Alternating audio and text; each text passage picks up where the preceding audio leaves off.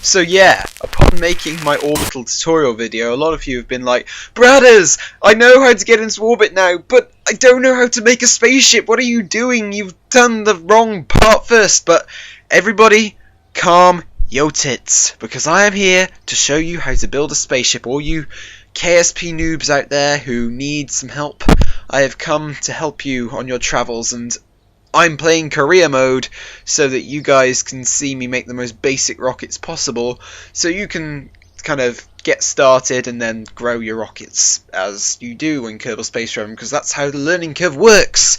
So this is the screen you are presented with upon entering a new Kerbal career thing. You get the vehicle assembly building in the center here, which is where you build all the big rockets. You have the launch pad, which I've never used. We have the tracking station, which is where you recover stuff and where you see where stuff is going. You have the R&D facility, which is useful in career mode because it lets you unlock new stuff and spend all important science points. You have the astronaut complex, where you can go and basically get new astronauts to kill, and you have the spaceplane hangout, where you can make shuttles and planes and stuff. So yeah, let's go into the vehicle assembly building here.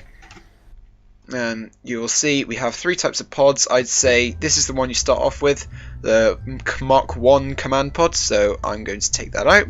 You click it and it goes onto the pallet here. So we can drag it up and down by clicking on it and using the scroll wheel, and we can zoom in and out on it by clicking the scroll wheel in and dragging your mouse out and dragging back in again. So obviously that's not a very good rocket.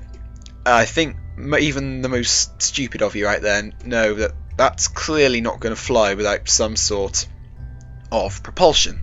So you see here at the top, everything is under different tabs. So we have propulsion, control, structural, aerodynamic, utility, science, and sub-assemblies, which you don't need to worry about.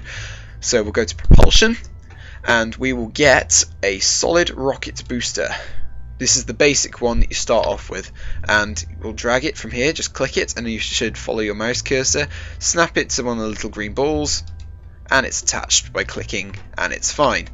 So obviously if this runs out of fuel, which it will, this capsule and the person inside it isn't probably going to last for very long, so we need a parachute. So we go over to the utilities box and we find the Mark 16 parachute. This is the one that fits this capsule. There are bigger available in the sandbox mode, so we click it and snap it on like so.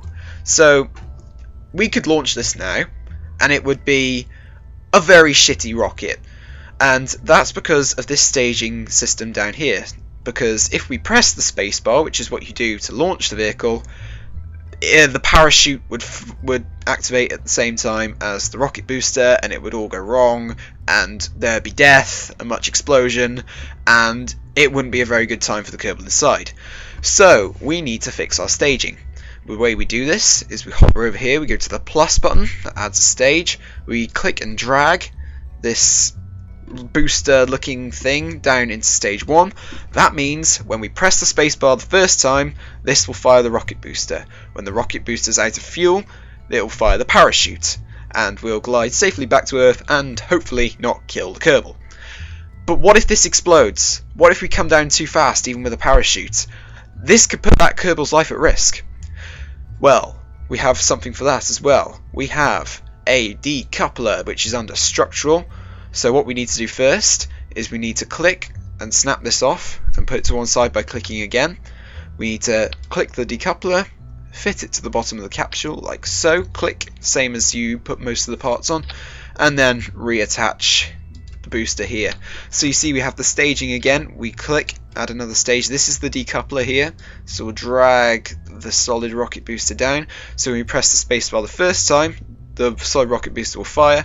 The second, the decoupler will shoot off, and it means we can glide just the capsule safely back to Earth by opening the parachute the first time. Now obviously you can give your the craft a name. I'm just going to call it because YOLO. And obviously we can pick a mission flag. I'm going to pick our background because I've already done a tutorial on this, which will be uploaded by the time I've uploaded this video, so please go check that out because it's amazing and I'm amazing. So I'm going to shut up now. I'm going to launch the rocket. We go save to save our rocket, and then we click the launch button here. That's one of my awesome question mark launches, so we'll just clear the launch pad and launch, and we'll get our flight screen up, our flight HUD. So if you just wait for us. Now obviously it's getting dark here. We don't particularly want to launch in the dark, so we use the full stop and comma keys to time accelerate. You can see it here and see how dawn's going here, and we have the night. I can time move a bit faster. Oh, that just went a bit too far, and again. But now we are in the day, so this is nice and clear. Okay, here are our flight controls. W, A, S and D control the pitch and the yaw. W and S control the pitch, A and D control the yaw. Q and E control the roll.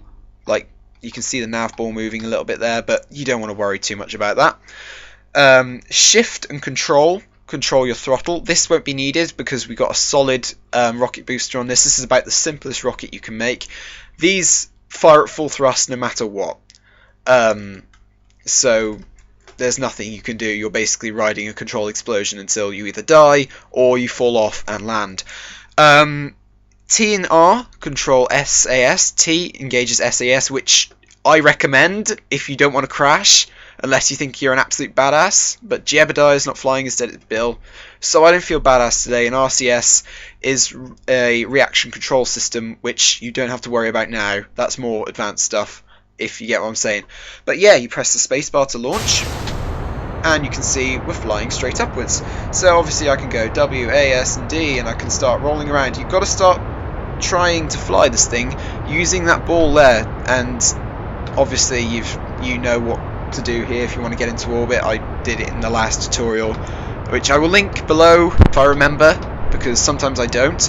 But I'm going to start turning towards the land because I don't want to land in the ocean, because oceans suck.